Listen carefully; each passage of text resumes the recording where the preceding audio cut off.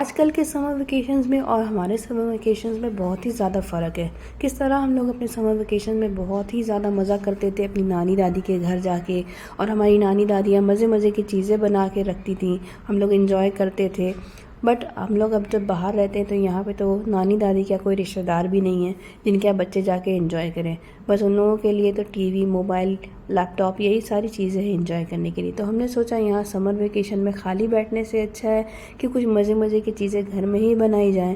तो हमने सोचा यहाँ गर्मी का जो सबसे बेस्ट फल होता है मैंगो, उससे मज़े के यहाँ पे हमने सोचा आम की चटनी बनाएं और आम का अचार डालें ताकि साल भर इसको एंजॉय करें।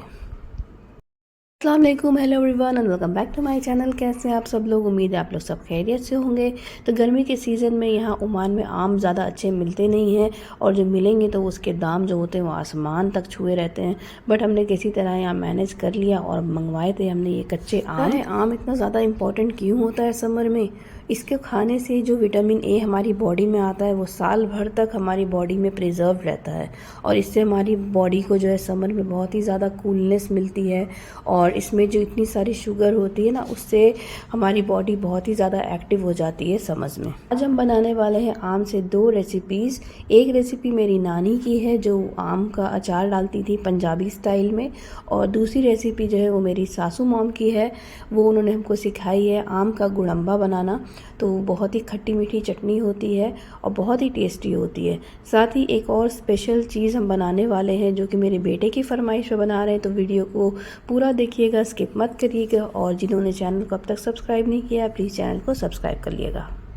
बनाने के लिए हमने आम को अच्छे से धो लिया, पोंछ लिया, उसके मोटे मोटे पीसेस कट कर लिए। दो आम बचा के रखा हमने यहाँ पे गुड़म्बा के लिए, और कटिंग से जो भी गुठली बच गई है ना उसको हम रख देंगे फ्रीज़ करके, ताकि बाद में जब कभी हम दाल या मछली बनाएं तो खटास के लिए उसमें हम ये आम डाल देंगे। तो इसको रख देंगे फ्रीज़र में। पंजाबी स्टाइल अचार बनाने के लिए आम का ड्राई होना बहुत ज़रूरी है, तो इसलिए हमने उसके मोटे मोटे कट्स बना के 1 बाई 1 इंच के उसको थोड़ा सूखने के लिए रख दिया है, ताकि उसका मॉइस्चर जो है ना वो थोड़ा ड्राई हो जाए। अगर आम ड्राई हो जाए ना तो उसके बाद फिर उसका अचार डालने से सालों साल तक अच्छा रहता है। और यहाँ पे हम बना रहे एक प्रोटीन पाउडर। तो इस प्रोटीन पाउडर को कंज्यूम करने से हाइट भी अच्छी हो जाती है बच्चों की, और आँखों की रोशनी जो है ना वो भी अच्छी हो जाती है। तो लेकिन ये हमने कभी ट्राई नहीं किया, ये फ़र्स्ट टाइम हम बना रहे हैं, तो इसलिए कोई गारंटी नहीं है। हम खुद भी इसको ट्राई करेंगे, और जब इसके रिज़ल्ट अच्छे होंगे ना तो फिर इंशाल्लाह इसकी पूरी अच्छी सी रेसिपी हम आपके साथ शेयर करेंगे। फ़िलहाल यहाँ पे हमने बस अपने अंदाज़े से जो फ्लेवर हमको कम पसंद है वो हमने कम लिए हैं। जो ज़्यादा खाते हैं मेरे बच्चे, जैसे मखाना और बादाम मेरे बच्चे खा लेते हैं, तो वो हमने इसमें अच्छी क्वांटिटी में लिया है। और इसमें डाला हमने तिल और सौंफ, तो ये 4 चीज़ें डाली हैं हमने, और इसका भी कोई भी प्रोपोर्शन नहीं है। इसको अच्छे से भून लेंगे। जब इसमें मखाने में थोड़ा अच्छा सा ब्राउन कलर आ जाएगा तो फिर हीट से इसको हटा देंगे और ठंडा करके इसको पीस लेंगे। तो ये थोड़ा अच्छा सा क्रैकली हो गया है। इनफैक्ट हमने यहाँ पे एक मखाना देखिए तोड़ के दिखा रहे हैं, बिल्कुल ये कड़क सा हो गया है, बहुत ही अच्छा। तो इसको अब ठंडा करने के लिए रख देंगे और फिर इसको पीस लेंगे। एक पाउडर बना लेना है इसका, जिसको हम लोग दूध में मिक्स करके देंगे। तो 1 कप दूध में 1 चम्मच ये प्रोटीन पाउडर मिला के आपको बच्चों को देना है, चाहे आप सुबह दें चाहे रात दें। तो फिर उनका दावा है कि इससे जो है हाइट अच्छी हो जाती है। और अब इसमें जा रही है मिश्री। मिश्री नहीं है आपके पास तो आप सौंफ भी डाल सकते हैं। ये इसकी भी कोई क्वांटिटी नहीं है, बस हमने यूं ही अंदाज से इसमें डाल दिया था। प्रोटीन पाउडर जो है बिल्कुल ही हार्मफुल नहीं है, क्योंकि ये बिल्कुल ही नेचुरल चीज़ें से बना है। सौंफ है, मखाना है, बादाम है, जिसमें बहुत सारे विटामिन और न्यूट्रिएंट्स होते हैं। और इसको भूनने के बाद ना इसमें बहुत अच्छी एरोमा आ रही थी, और इसको हमने चख के भी देखा था। तो जैसे शादियों में सौंफ या वगैरह हम लोग खाते हैं ना, गोटा जिसमें नारियल वगैरह रहता है, बिल्कुल वैसे ही इसका टेस्ट आ रहा था। इनफैक्ट हमको तो लगा कि दूध में डाल के खाने से अच्छा है कि 1 चम्मच आदमी ऐसे ही खा ले, क्योंकि हमको लगा था कि सौंफ का टेस्ट दूध में कैसा लगेगा। बट मेरे बच्चों ने वो भी खा लिया, उनको वो बहुत मज़े का लगा। इसको स्टोर करना था एक कंटेनर में, तो यहाँ पे एक ग्लास का जार हमने लिया था, बट क्योंकि वो अभी थोड़ा मॉइस्चर था उसमें, तो हमने उसको साइड में रख दिया और सोचा कि जब तक ये भी थोड़ा ठंडा हो जाएगा तो फिर बाद में इसको स्टोर कर लेंगे। उपमा बनाने के लिए आम को हमने पील कर लिया है और उसके पीसेस कट करके थोड़ा सा पानी डाल के बॉईल करने रख दिया है। तब तक हम लोग यहाँ पे अचार के मसाले को भून लेते हैं। तो इसके लिए हमने लिया है 1 टेबलस्पून धनिया, 1 टेबलस्पून राई, 1 टेबलस्पून सौंफ, आधा टेबलस्पून मेथी के दाने और 1/4 टेबलस्पून हमने यहाँ पे मंगरेला ली है। अब हम लोग अचार के मसालों को भून लेंगे, ड्राई रोस्ट कर लेंगे पैन पे। बिना भुने भी आप लोग इसको डाल सकते हैं, बट भुनने से ना अच्छी इसकी ग्राइंडिंग अच्छी हो जाती है। तो इसको हल्की आंच पे हम लोग भूनेंगे और ठंडा करने के लिए रख देंगे। तब तक हम लोग आम में बाकी मसाले डाल देंगे। तो हमने यहाँ एक कटोरी में मिर्चें, नमक और हल्दी ली है, और थोड़ी सी इसमें कश्मीरी मिर्च भी डाल दी है ताकि कलर अच्छा आ जाए। तो ये जब मसाला हमारा ठंडा हो जाएगा तो हम लोग इसको पीस लेंगे। आपकी मर्ज़ी है कि आप इसको किस तरह पीसें, मतलब आप मोटा भी पीस सकते हैं, महीन भी। तो हमने इसको थोड़ा सा दरदरा पीसा था ताकि दिखने में भी अच्छा लगे। और इसको अब मिला लेंगे हम लोग इस आम में, और इसको मिला के भी थोड़ी देर ड्राई करना है ताकि जो भी बचा कुचा मॉइस्चर है ना वो भी इसमें से हट जाए। तो नमक डालने से क्या होगा ना, इसका सारा जो वाटर होगा आम के अंदर, जो भी मॉइस्चर है वो बाहर आ जाता है। तो इसको आपको मिला के रखना है कुछ देर, 2-3 घंटे रखना है। और इसको प्लास्टिक के या ग्लास के कंटेनर में ही मिक्स करें, स्टील के बर्तन में ना करें। आम को मसाला लगा के रख दिया हमने साइड पे, और अब बना लेते हैं गुड़म्बा। तो बहुत ही आसान सी रेसिपी है।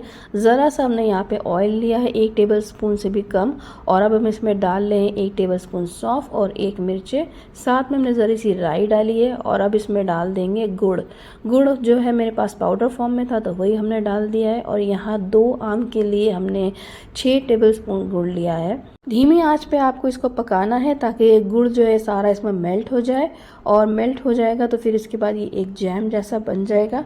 फिर हम लोग इसमें जो बॉइल्ड किए हुए हमारे रॉ मैंगोज है वो डाल देंगे। इस चटनी की खास बात ये है कि आप इसको रूम टेम्परेचर पे भी स्टोर कर सकते हैं हफ्ता 2 हफ्ते के लिए, और अगर आप इसको फ्रिज में रख देंगे तो फिर आराम से 1 महीना तक रह जाएगी। इसको आप रोटी चावल किसी चीज़ के साथ भी खा सकते हैं। और अभी हमने इसमें सिर्फ मैंगोज डाले हैं। इसका पानी इसमें जो है वो धीरे धीरे करके, जो हम लोगों ने बॉईल किया है, जो पानी इसका जूस निकल गया था वो थोड़ा थोड़ा करके हमने इसमें ऐड करते गए हैं और इसको मिलाते गए हैं। तो आपका जैम जो है तैयार हो जाएगा तो आपको फ़ौरन ये नज़र आने लगेगा, क्योंकि ये जो जेली है इसकी ये ट्रांसपेरेंट सी दिखने लगेगी। तो बस आपका गुड़म्बा तैयार हो गया है। इसको आप किसी भी बॉटल में या प्याले में निकाल लीजिए। ग्लास कंटेनर में रखना जो है वो ज़्यादा अच्छा रहेगा। इसको निकाल लिया एक बोल में, और जब ये ठंडा हो जाएगा ना तब इसको एक ग्लास के कंटेनर में स्टोर कर लेंगे। ग्लास के कंटेनर में स्टोर करने से चीज़ें जो रहती हैं वो ज़्यादा देर तक फ्रेश रहती हैं और उसमें कीड़े भी नहीं लगते। है तो ये पुराने ज़माने की डिश, मगर एक बार अपने बच्चों को ज़रूर बना के ये खिलाइएगा, और मेरा ये मानना है कि ज़रूर वो लोग को बहुत ही पसंद आएगी और वो लोग इसके फ़ैन हो जाएंगे। आम के अचार के लिए मेरे पास तेल नहीं था सुबह, तो शाम के टाइम में अभी हस्बैंड जी बाज़ार से लेके आए हैं मेरे लिए मस्टर्ड ऑयल, क्योंकि हमने बोला था कि हम मस्टर्ड ऑयल ही यूज़ करेंगे अपने अचार में। और जो है इसकी जगह आप चाहें तो ऑलिव ऑयल भी डाल सकते हैं। और ये 400 ग्राम्स था तो हमने इसमें से थोड़ा सा भी बचा लिया है, बाकी सबको हमने यहाँ गर्म करने के लिए रख दिया है। कच्चा नहीं डालेंगे, नहीं तो इसमें से बदबू थोड़ी आती रहेगी आपको तेल की। तो यहाँ पे मेरा दूसरा कंटेनर जो है वो पोंछ के रेडी हमने कर लिया है, जो बिल्कुल सूख गया था। तो प्रोटीन पाउडर को हम इसमें रिफ़िल कर देंगे। और ये प्रोटीन पाउडर इतना हमको मज़े का लग रहा था कि जब भी हम इसके आसपास से गुजर रहे थे तो थोड़ा सा हम इसको चख ले रहे थे। इसमें जो सौंफ की खुशबू आ रही थी ना वो हमको बहुत ही अच्छी लग रही थी। और इवन हम सोच रहे थे कि इसको माउथ रिफ्रेशमेंट की जगह भी यूज़ करा जाए तो अच्छा रहेगा। दिखाते हैं कि हमारे गुड़म्बा का क्या हुआ। गुड़म्बा जो है हम लोगों ने लंच के बाद खाया था, और अब थोड़ा ही सा बचा हुआ यहाँ पे रखा हुआ है। तो इसको हम सोच रहे हैं कि ग्लास कंटेनर में अब क्या ही स्टोर करें, ज़रा ही सा बचा है तो इसको ऐसे ही कवर लगा के रख देंगे फ्रिज में, और फिर इसको हम लोग खाते रहेंगे। और अब दिखाते हैं अचार। तो अचार में भी हमने मसाला लगा लिया था, मतलब आम में मसाला लगा के यहाँ साइड में रखा हुआ था, और इसका सारा मॉइस्चर अब निकल चुका है। और ये पंजाबी अचार हम पहली दफ़ा बना रहे हैं। इससे पहले हमने जो बनाया है, जो भी अचार बनाए हैं, वो मिर्चों का अचार और बैर का अचार ये सारे बनाए हैं, आम का कूचा बनाया है। और ये पंजाबी अचार ये मेरी नानी की रेसिपी है, तो ये हम पहली दफ़ा बना रहे हैं। तो इसके लिए भी हमने यहाँ पे ये ग्लास के कंटेनर्स निकाल के रखे हैं। तो ग्लास के कंटेनर्स हमने कोई ख़रीदे वरीदे नहीं है। ये जो भी चीज़ का और शान का जो भी अदरक लहसुन का पेस्ट आता है उसके यहाँ पे सारे कंटेनर हैं जिसको हम यूज़ कर रहे हैं। और अभी मेरे पास बहुत ही ज़्यादा कंटेनर हो गए हैं, हम सारे अपने प्लास्टिक के कंटेनर्स हटा के इसी को सबको रीयूज़ करने वाले हैं। तो हमको यहाँ समझ में नहीं आ रहा था कि कौन से वाले कंटेनर में इसको स्टोर करें। फिर हमने सोचा चलो आधा आधा दोनों में ही डाल लेते हैं।